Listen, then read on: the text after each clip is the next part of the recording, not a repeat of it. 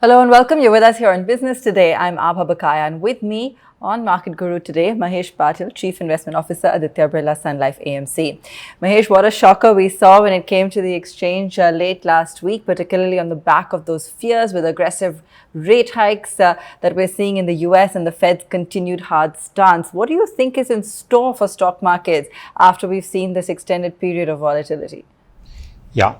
So I think last week, the pivot which the Fed took in terms of further hawkishness and further expectation in terms of increase in interest rates has kind of put some setback in terms of global markets.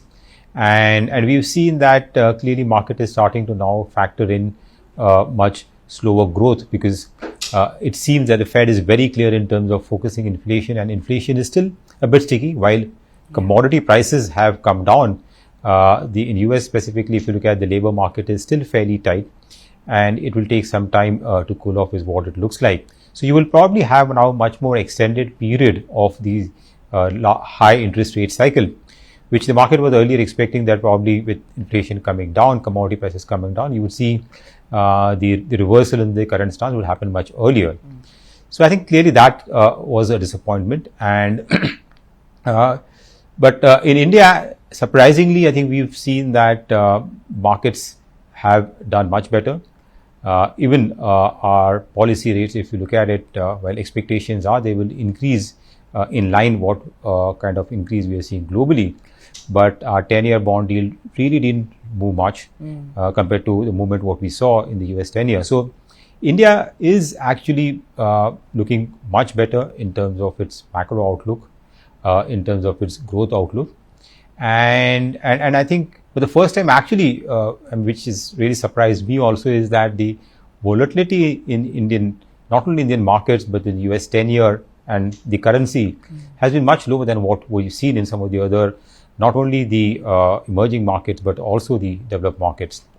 So I think in the short term there is still some concern. I think one has to wait and see where the reset happens and where the expectations in terms of growth settle down, and that in turns where the earnings growth expectations settle down, because I think that would again be recalibrated, and you could see some downgrades to global earnings growth. And it's interesting because those growth forecasts are ranging all the way from 4% to 7.5%. We're seeing quite a wide array as everyone tries to get a better reading on the situation and how it evolves. But talking about the domestic strength, Mahesh, how confident are you of domestic institutions holding up this market in the light of jitters on the global scene? And, where do you feel we're going to see the maximum amount of traction when it comes to domestic markets? Do you feel it's going to be broad-based? Will it get refined to select slivers of stocks or sectors? How do you see it shaping up over the next few months? So the markets will be driven, as you rightly said, by liquidity in terms of flows, because I think that would clearly drive the market direction, at least from a short-term perspective. In the longer term, clearly it will be the outlook in terms of overall economic growth, earnings growth, I think, which will drive the markets. So on the short term, I would say that the markets, Indian markets, have no doubt outperformed significantly. So if you look at the premium of Indian markets in terms of the valuation vis-a-vis the emerging markets, it's almost 70-80% higher than the long-term average. So clearly India is at the other extreme. So there is some fear that there could be some kind of a mean reversion of that, though I think India will continue to enjoy a premium because of the better growth differential and more stability of the outlook for a longer term. But I think if the flows turn a bit negative, especially I think the delta would come in from the FII flows, because I think domestic flows, I don't see that changing much. The steady money which is coming through the SIP route hasn't seen much of an impact, and it has been either steady or marginally increasing. So I don't see much change in on the domestic inflows. FII flows had taken a positive turn since the beginning of August. Lately, in the last few days, because of the global uncertainty, we are seeing some outflows over there. But I think that will be the key in terms of where they settle down, because clearly I think the underperformance of the emerging market as a basket is impacting flow into emerging markets and hence into India. Now, if the world starts to take a different view on India and looks at India differently and not as a basket of other emerging markets, then there is a case for money flow to come into India through other dedicated funds. There's been talk also about having emerging market fund X of China, which has seen a big battering in this year. So then that could probably even mean that FII flows sentiment, which is negative, you might see some trickle coming in over there. So I would say on the balance, there is some downside from here, okay, looking at the valuations and seeing the global market. But I think India will be bought into this correction, and that will provide support on the downside for our markets. So, of course, liquidity is the one question based on, global recession possibility, so on and so forth, and appetite. But the other part of it is also India's attractiveness. Valuation apart, which story is really the one that's going to really bring that, that liquidity coming into India? Mahesh, it's, like I said, is it across the board? Is it more domestic oriented sectors? Would it be pockets that you feel are now going to really lead the way? The old economy may be staying behind. Are we going to see the new age counters start to revive? Will it be more consumption led or banks? Where do you see the action really kicking off? So I think for the first time actually in India, we are seeing multiple levers supporting the economy going forward, though there could be short-term challenges which could be there because of global growth concerns. But if you look at, if you look at consumption, okay, which is the largest part of the economy, there are signs of revival, especially rural consumption, which was impacted last year, especially after the second wave of COVID. But I think we are seeing now food prices, okay, which had moved up, would mean that the farm income should be better. And where the monsoons are progressed, looks like we should have a better kharif crop. So rural economy, I think, clearly looks to be doing much better. So that will aid consumption. Also, discretionary consumption is starting to pick up. Again, auto numbers, if you look at, they are showing a healthy demand, though they're still below the pre-COVID level. So that is even so. Urban consumption also looks like is picking up.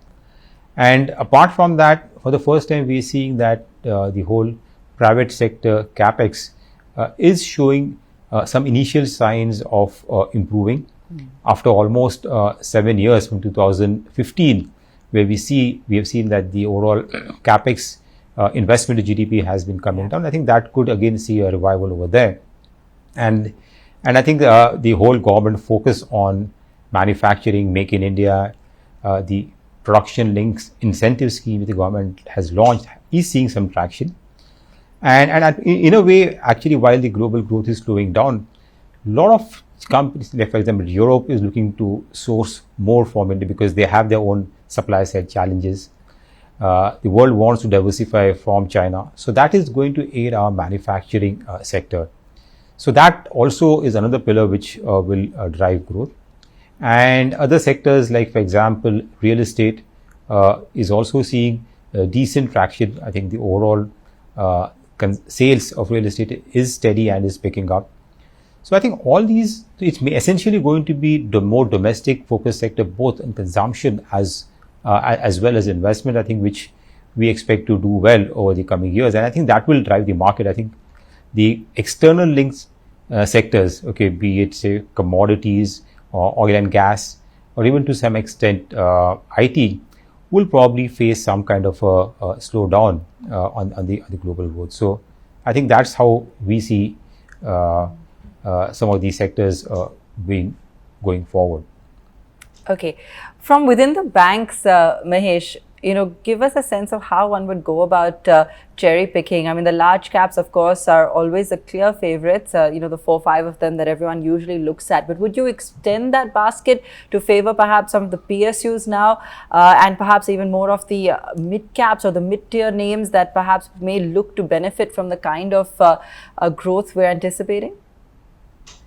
Yeah, so on the banking side, I think the credit growth, I think that's going to be the primary driver if the sector has to do well. And there, I think we are seeing improvement this year. Now we are looking at credit growth somewhere in the mid-teens, which was kind of high single-digit last year, and that means that when that happens, and overall the corporate credit cycle is now starting to improve, right? And overall corporate NPA, if you look at it, that's at its it's very benign at this point in time. And in this kind of a scenario, I think you would see that across, whether it is large cap, mid caps, and PSUs, should do well. So I think for the first time in the banking sector, we are looking across the spectrum. But again, some of the smaller banks, might still face some challenges in terms of attracting capital, because capital is required for banks, because if they want to really step up and increase their overall lending rate. So to that extent, I think the larger banks is still something one will be preferred, but I think it will be both. While private sector banks would continue to be our favorites from a long-term perspective, but I think from a short to medium-term perspective, some of the larger PSU banks, which have done a lot of cleanup and have proper, clear leadership, driving the change. I think they're also looking at good investment alternatives for us. Okay, great. What about cement, Mahesh? Where does that factor in, given the kind of news that we've been seeing as well, with the the capex that's been planned, particularly across some of those specific stocks and the Adani Group, and the fact that we're seeing some pretty hefty valuations coming in there as well? The cement sector, again, it's again a play on the domestic economy, the whole investments, and also real estate, because a lot of cement demand goes for building houses and not just infrastructure.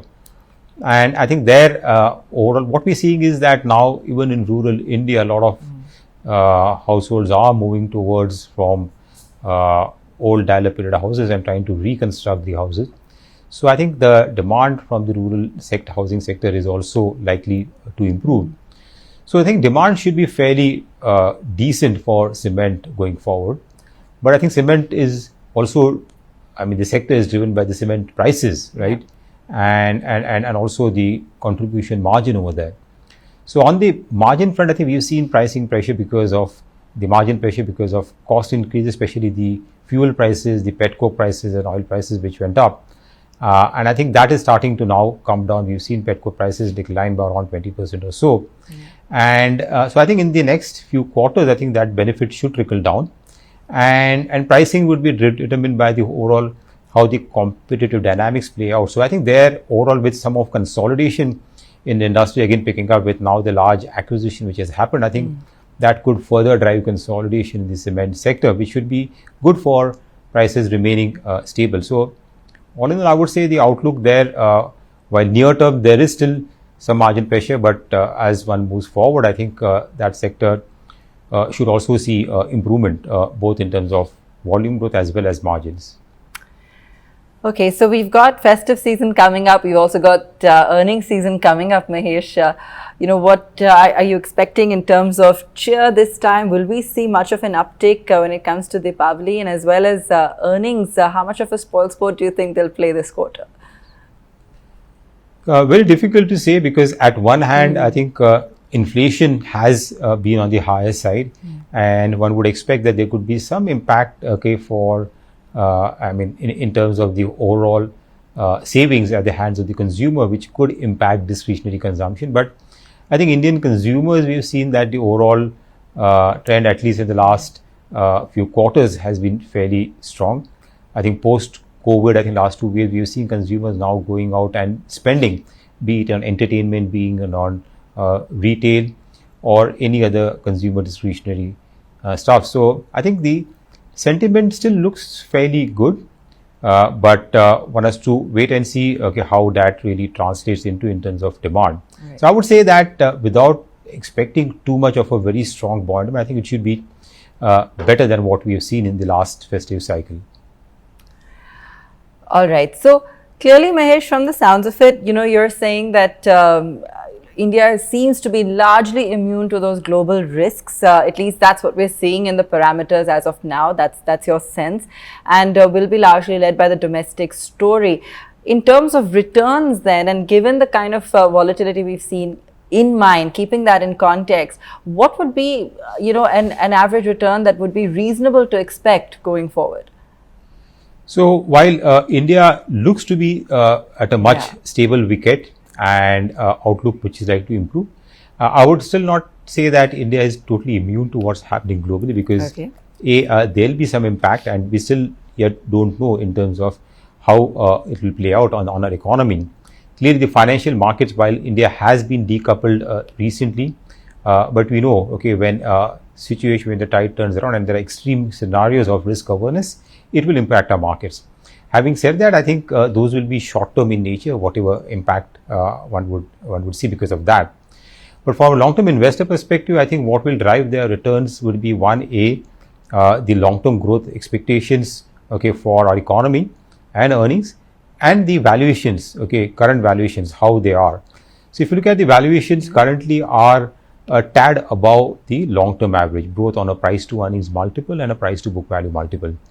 And assume that in the long term, the valuations will converge right to the long-term average. And that's what would be a fair assumption. Overall earnings trajectory, we think that corporate India's earnings growth will, at least over the next 3 years, could grow around 13 to 15% in that range, CAGR, which will probably be slightly higher than the nominal GDP growth, because we have still yet to reach our peak in terms of ROEs, which is historically what we had, because there was significant suppression of earnings from a period of 2015 to 2019-20, and that would that mean reversion would mean that earnings growth would be slightly higher than the nominal GDP growth. Right. So I think market returns in that period would be slightly lower than the earnings growth, because if multiples have to kind of normalize, I think market returns will be slightly lower than the earnings growth is what one could expect even from here. Okay. Mahesh, for a retail investor who's perhaps wondering what to do with the markets right now, and clearly stock markets have become the preferred choice of investing, SIP additions have been fairly nominal in the last couple of months. We haven't seen too much traction on numbers there. Do you think retail investors are shying away? Do they need some reassurance? Is it about timing? What would be the advice you'd give to them? I would say for retail investors that while the markets look to be expensive and there are concerns from a near-term perspective, I think we are no longer in an environment where rates are low, where liquidity is abundant. I think both the things are looking at worse. Also, on the other side, interest rates are going up, right? So clearly, there'll always be a kind of a risk reward which investors will weigh in terms of what returns equity will give and what fixed income is giving. So I think currently the risk, I think, is fairly well balanced. So I would say that don't go aggressive or overboard over here. But clearly India's long-term outlook is good. So if you're investing from a longer term, I think you should continue to play the overall India growth story, even from these levels, even though the returns will be slightly more moderate, as I said earlier, but they're still good than what most other asset class could give over a longer period of time. So continue with the SIP. I think that one should not stop.